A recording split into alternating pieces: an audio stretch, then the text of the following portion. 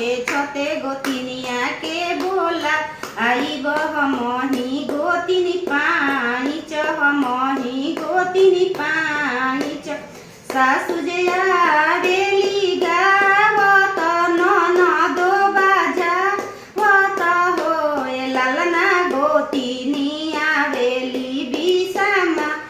धल गोतिनिया घरवा सोहर गोतिनिया घरवा सोहर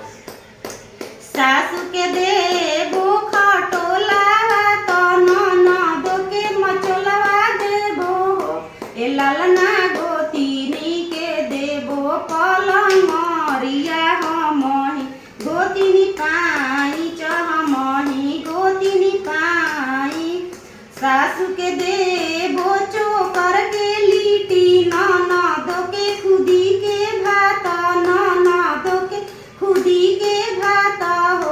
ए लालना गोतिनी के देबो बासमती चावल हमही गोतिनी पाइच हमही गोतिनी पाई।